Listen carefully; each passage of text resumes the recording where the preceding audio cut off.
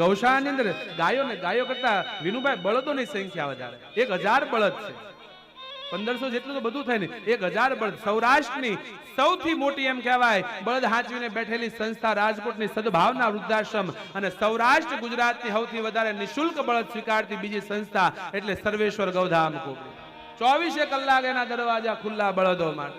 ગમે એટલા હોય આવાજ, ગમે એટલા બળદો 24 કલાક. શું બળદનો વાંક વિચાર કરો. આમ શાંતિથી વિચારશો ને બાપ, આ જેટલા લીલા પીળા થઈને ફરીએ છીએ ને એની પાછળ બળદની કાંધ છે બાપ. બળદે આપણા ખેતરો ખેડ્યા ને ત્યારે આ રૂપિયા લઈને સુરત શહેરમાં આવ્યા છે, ધંધા કરી. મૂળમાં આપણા બાપ દાદાએ બળદના હાથી હાંક્યા ને આ એના પ્રતાપે આપણે સુખ ભોગવીએ છીએ. શું વાગ હતો એ બળદનો? રસ્તે રખડતા કર્યા, કૂડા કચરા ખાતા આજ બળદ કર્યા છે. એકવાર એક બળદ એમ કહેવાય એક ગાય પાસે આવ્યો, મા પાસે આવ્યો. દીકરાને દુઃખ પડે ત્યારે ક્યાં જાય? મા પાસે જાય. જ્યારે ક્યાંય રસ્તો ન સૂજે ને ત્યારે દીકરો મા પાસે જતો હોય અને એક બળદ કહેવાય છે એની મા પાસે આવ્યો અને એની માને એ બળદ રડીને કહેવા લાગ્યો, વૃદ્ધ થયેલો, શરીરમાં શક્તિ નહીં, શરીર સુકાણું છે અને ગઢો થયેલો, વૃદ્ધ થયેલો, રસ્તે રખડતો બળદ એની માને કહેવા લાગ્યો, હે માં, શું વાંક હતો મારો જીવનનો માં કે લોકોએ મને આટલો અન્યાય કર્યો છે. આંખોમાં અશ્રુ સાથે બળદ માને કહેવા લાગ્યો છે, માડી મેં તો 100 વીઘાના ખેતર છે, માડી મેં તો 100 વીઘાના ખેતર છે, માડી મેં તો અનના ભર્યા ભંડાર રે, ગવત્રી માતા તમારા ગોધાના ગઢ પણ ડોયલા,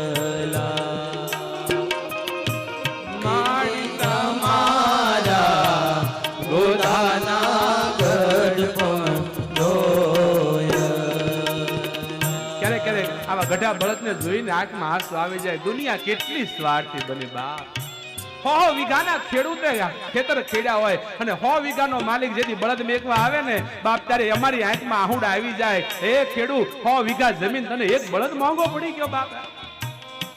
આટલું તારું કામ કરીને દીધું, તને આ બળદ હું મોંઘો પડ્યો? હે, અડધી રાતે એમ સવારમાં વાવણીનો સમય હોય ને વેલા 4 વાગે ખેડૂત પાટું મારે, બળદને ઊભો કરે, કાંધે દોહરું નાખે તો બળદ હાલવા ના નો પાડે. આખો દિવસ હાથી હાકે. વાવણીનો સમય હોય, ગારા ખુંજા હોય બળદે, તોય સવારમાં એમ નો કે નહીં હાલું. તમારો એકનો એક દીકરો હોય ને બાપ, 2 દી સવારમાં 4 વાગે જગાડજો, 3 દી ના પાડી દે. કોઈ દી વિરોધ ન કર્યો. આમ ખેડૂત એક આમ હાકલો કરે છે, આમ બળદ આમ દોડવા માંડે. મારા ખેડૂતે હાકલો કર્યો, ક્યાંક મને મારશે. થાકેલો હોય, તબિયત ના હારી હોય, ભૂખ્યો હોય, તરસ્યો હોય અને એને પરાણે જ્યારે ખેડૂત હાંકતો હોય બાપ, એને લાકડીઓ મારતો હોય, એને પરોણા મારતો હોય, આંખમાં આહુડા વયા જાય તો બળદનો પગ ન ઉભો રહે. કારણ મારા ખેડૂતનું ખેતર હાંકવાનું. કેટલું દુઃખ સહન કરતો હોય છે બળદ. માડી મને હાકલ રે મારીને અહંકાર, મારી મને હાકલ રે મારીને અહંકાર. જ્યારે ખેડૂત હાંકતો હોય બળદ, એના પૂછડા મવડતો હોય બાપ. શક્તિ ન હોય તો પરાણે એને હાંકતો હોય. ઈ અમુક ખેડૂતો એવા હોય ને, એને પરોણામાં તો ખબર પડે ને, પરોણા હોય ને, પરોણાની અંદર એક લોખંડની ખીલ્લી રાખે અને આમ જરીક અડે ને બળદ બિચારો કૂદકો મારે. ક્યાં જાય? દુઃખ પડે ક્યાં જાય બિચારો? શરીર ન હોય તો આમ એક હાકલો પડે અને બળદ દોડવા માંડતો. હે, ખેડૂત ગાયને બળદ એની માને આજ વિનંતી કરે, એની વાત કરે, હે માં, માડી મને હાકલ રે મારીને અહંકાર, માડી મને ખૂબ રે મારો પરોણાનો માર રે, ગવત્રી માતા તમારા ગોધાના ગઢપણ દોયલા માડી એવા તમારા ગોધાના ગઢપણ દોયલા. ખેડૂત કોઈ વિચાર ન કરે. ખેડૂતને બળદ હારા ભાળે ને ખબર ન પડે કે આને તકલીફ પડતી હોય, આને દુઃખ થતું હોય, મન ફાવે એવો વજન ભરી દે. મોટા મોટા ભરોટા ભરે બાપ. બળદ એમ કહેવાય ગોઠણિયા ભર વાલતો થઈ જાય, પણ કોઈ દી એને પોતાનું દોહરું લેવાની ના નહોતી. અણધાર્યા જ્યારે વજન ભરતો હોય, વિચાર કર્યો ક્યારે શું સ્થિતિ થઈ છે બળદની. પણ બળદ કાયમ વિચારતો કે ભલે હું મારા ખેડૂતનું ખાવ છું ને આના ઘરનું કામ નહીં કરું તો કોનું કરીશ. નીતિથી જીવનારો જીવ છે બાપ બળદ. બળદ જેટલું કોઈ નીતિથી જીવી ન શકે. ખેડૂત ગમે એટલું વજન લાદી દે, કોઈ દી બળદ એને ના ન પાડે. બે બળદ કે માડી મારા ખેડૂતે મન માનો વિચાર્યો. માડી મારા ખેડૂતે મન માનો વિચાર્યો. માડી મને ઉપડાવ્યા એને અણ તોલ્યા ભાર રે ગવતરી માતા તમારા ગોધાને ગઢપણ દોયલા. માડી એવા તમારા ગોધાને ગઢપણ દોયલા. અરે માં જન્મો માં ત્યાંથી મોટો છો ત્યાં સુધી એના ઘરના કામ કર્યા હતા. શરીરમાં તાકાત હતી ત્યાં સુધી માં મેં કામ કર્યું. હવે ગઢપણ આવ્યું, માં હું કરું, શરીર છે માં હવે હા કામ થાતું નથી. ખેડૂત ઊભો કરે તો માં માંડ ઊભો થઈ શકું. એમાં દોહરું કેમ લઉં, એના ખતરના હળ કેમ હાકું. માં મને દુઃખ થાય, પણ માં સ્વાર્થી ખેડૂતે મને રજળતો કર્યો. કામ કરતો બંધ થઈ ગયો અને મને રજળતો. ક્યારેક વિચાર કરશો તમે 60, 65, 70 વર્ષના થાહો અને તમારા છોકરા ઘરની બહાર એમને કાઢી મૂકશે, શું હાલત થાય? આ હાલત આજ બળદની થઈ બાપ. સ્વાર્થી ખેડૂતો એમ કહેવાય ગઢો થાય, હાલી નહીં કે એટલે છૂટો મૂકી દીધો. કેવડો કાળો કેર કર્યો છે બળદ ઉપર. આ ગાય તો ક્યાંક મોઢું મારીને ખાઈ લે બાપ. બળદમાં એ સંસ્કાર છે, કોઈની ગમે ત્યાં મોઢું મારીને નહીં ખાય. બળદ કોઈની વાટ નહીં ઠેકે, કોઈના તાર જાપો નહીં ભાંગે, એને ખિલ્લે આપો ને એટલું જ બળદ ખાઈ શકતો હોય છે બાપ. એને સંસ્કારી પેટા છે. એને ખબર છે કે મારી માં તો જગ જનની છે, મારાથી જ્યાં ત્યાં મોઢું ન મરાય. રસ્તે રખડતા જેથી બળદ ને કરી દે. ભૂખ્યા તરસ્યા બળદ ટળવળતા હોય, રસ્તા ઉપર જોઈ ત્યારે વિચાર આવે આ ખેડૂત સપને સુખ ન બાળે બાપ, જે ગઢા થયેલા બળદ ને છોડી દેતા હોય. ગાય ને બળદ ફરિયાદ કરે, હે માં માડી મને ખીલેથી હડસેલી પાદર કાઢ્યા. માડી મને ખીલેથી તરસોડી પાદર કાઢ્યા.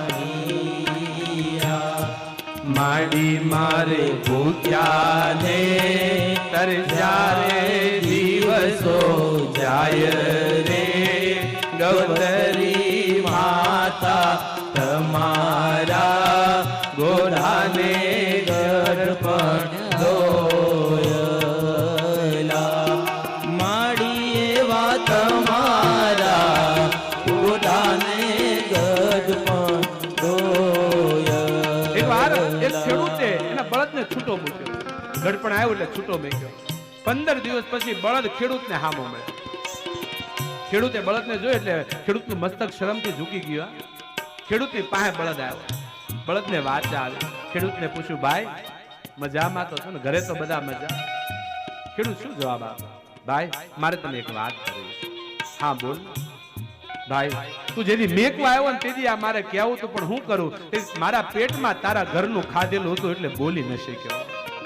તારા ઘરનું અન્ન મારા પેટમાં, હું કેમ બોલું તારા પેટમાં? પણ ભાઈ જેથી તારા ઘેર જન્મ થયો ને મારો, તેથી તું હરખાણ હતો, તને આનંદ હતો કે મારા ઘેર વાસડો આવ્યો, મારો બળદ આવ્યો, મારી ખેતરનો ખેડનારો આવ્યો. એ બહુ હરખાણો અને મને એમ થયું કેવા સુખી ઘરમાં મારો જન્મ થયો, કેવો હારો માલિક. હું મોટો થયો, મારું નાક વીંધી નાચ પહેરાવી અને માથે કાંધે દોહરું નાખી તે હાલતો થયો. ભાઈ હું તો તારા ઘરના કામ કરવા જન્મો તો ભાઈ, તારું કામ ન કરું તો હું કોનું કરું? હું તો તારા ઘરનો હતો ને ભાઈ, નાનપણથી લઈ હું તારા ઘરના કામ ચાલુ કર્યા.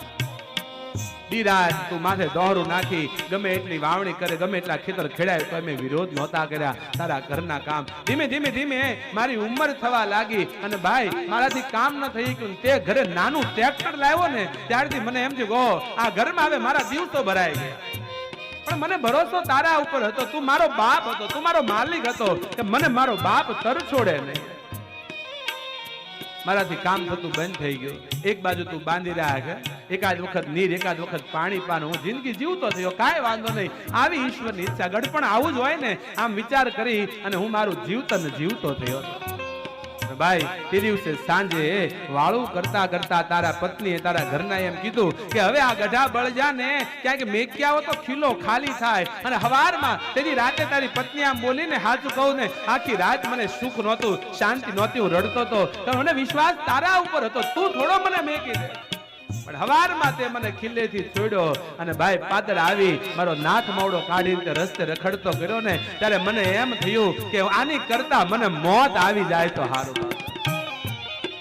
મોત મીઠું કરવાની દીદી ઈચ્છા થઈ પણ એમ મોત ક્યાંથી આવે? મને અમારે ગૌશાળામાં ઘણી વખત બળદો મેકવા આવે ને ખેડૂ બાપ, અઠવાડિયું ખૂણામાં ઊભા બળદો રડતા હોય, એને કેટલો આઘાત લાગતો હશે, એનો માલિક એને છોડી દેતો હોય. તમને તમારા છોકરા છોડી દે, વૃદ્ધ થાવ તો કેટલું દુઃખ થાય બાપ. આ બળદ ગઢા માવતર સમાન, આને હેરાન ન કરાય. ખેડૂત કે હું કરું ભાઈ, મોડું વરહ હતું, નીણ હતી નહીં, ક્યાં જાવ? બળદ કે ભાઈ ઘરે 9 બગરી ભેંસું બાંધી હતી, એને ખવરાવા નીણ નહોતી તારી પાસે, એને ખવરાવા નીણ હતી અને આ એક ગઢો બળદ મોંઘો પડી ગયો. એનો ઓગા નાખ્યો એટલે મારી જિંદગી જીવી લેત ભાઈ. પણ જ્યારથી તે મને કાઢી મૂક્યો ને, અહીંયા નીકળું રસ્તે રખડતો અને મને કોક કહે છે કે જો ઓલો રેઢિયાર બળદ જાય ભાઈ, જ્યારથી આ રેઢિયાર શબ્દ લાગ્યો ને એ શબ્દ મને બહાર આપ્યો. આખી જિંદગી માલિક હતો પણ છેલ્લે તે મને રેઢિયાર કર્યો ને, આ શબ્દ હારે મારાથી જીવાતો. એ ભાઈ આ રખડતો કર્યો એની કરતા કોઈ સંસ્થામાં મૂક્યા હોત, કોઈ ગૌશાળામાં મૂક્યા હોત ને ભાઈ તો મને શાંતિ થાત. કદાચ આ ભારત વર્ષની અંદર ગુજરાતમાં આપની દ્રષ્ટિમાં આવો કોઈ રસ્તે રખડતો બળદ જો જોવા મળે, બાપ માલિકીનો હોય ન માલિકીનો હોય, કદાચ ક્યાંય પણ બળદ જોવા મળે તો બાપ સર્વેશ્વર ગૌધામ સુધી પહોંચાડજો. 24 કલાક દરવાજા અમારા બળદ માટે ખુલ્લા. કદાચ મેઘમાં આવવાનો થાય અને ભાડાના પૈસા ન હોય, મુશ્કેલી હોય, ભાડાના પૈસા ન હોય અને બળદ મેકવા આવવામાં મુશ્કેલી હોય તો ટેમ્પો બાંધીને વહી આવજો. એ ટેમ્પાનું ભાડું દેવા આ બાવો બંધાયેલો જાઓ. ભાડું અમારી સંસ્થા આપી દેશે પણ સંકલ્પ કરીએ બળદ ક્યાંય રસ્તે રખડે નહીં. અને એવો કોઈ બળદ એ કોબડી ગૌશાળા સુધી પહોંચ્યો અને બાપ એ બળદને જોઈ અને કોઈ શબ્દો લખ્યા છે. માડી મને સર્વેશ્વર ગૌધામે આશરો આપીયો. માડી મને સર્વેશ્વર ગૌધામે આશરો આપીયો. માડી મને ગૌ સેવકો થયા રખે વાળ ગૌતરી માતા તમારા ઘોડાને ગઢપણ દોયલા. માડી એવા તમારા ઘોડાને ગઢપણ. આવા જે બળદો કહેવાય વૃદ્ધ થયેલા બાપ ગૌશાળા સુધી પહોંચતા હોય અને એને આવા આપના સુરત જેવા ગૌ સેવકો દાતાઓ, આવા અમારે બિપિનભાઈ અને બંને ભાઈઓ જેવા હાર્દિકભાઈ અને બિપિનભાઈ જેવા બંને ભાઈઓ માની આજ્ઞા લઈ અને બળદો માટે એમ કહેવાય મોટો શેડ બનાવવાનો સંકલ્પ કરે અને પ્રથમ આહુતિ પ્રથમ દાન કરતા હોય. બાપ આવા ગૌ સેવકોના કારણે આ બળદોની સેવા છે. સંકલ્પ કરે કે અમારી કથામાંથી એક મોટો શેડ બળદ માટે બનાવો. ધન્ય છે બાપ આ બંને ભાઈઓના સંકલ્પને, ધન્ય છે આ દાન. બળદોનો શું વાગ હતો બાપ, આપણે રસ્તે રખડતા કર્યા એટલે જ ગૌતરીને બળદો પ્રાર્થના કરે, હે માં મારા ગોધાને ગઢપણ ધોયલા તારા ગોધાને ગઢપણ ધોયલા માડી તારા ગોધાને ગઢપણ ધોયલા માડી તારા ગોધાને ગઢપણ ધોયલા. શું વાગ હતો બાપે બળદનો? આજે કેટલું દુઃખ ભોગવતો હોય છે. ક્યારેક જોવું હોય તો આવજો કોબડી ગૌશાળામાં. એ બળદને જોવાથી આપણને એમ થાય કે માણસ કેટલો સ્વાર્થી થઈ ગયો. બાપ, માણસ આટલો સ્વાર્થી થઈ ગયો ને, આના ફળ સ્વરૂપ આ કોરોના તો નાનો કહેવાય.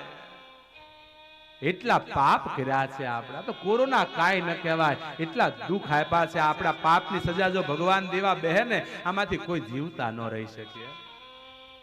વાહ, વિનુભાઈ કે એકવાર સર્વેશ્વર ગૌધામ બળદના દર્શન કરવા એકવાર જોરદાર તાળીઓથી વિનુભાઈની ભાવનાને વધાવે. બાપ, ગમે એમ તો પટેલનો દીકરો ને ખેડૂનો દીકરો. બાપ, ખેડૂનો દીકરો બળદની વેદના ન સમજે તો બીજો કોણ સમજવાનો? જેના ઘેર બળદ હાંક્યા હોય બાપ, આ દશા થઈ છે ગાય.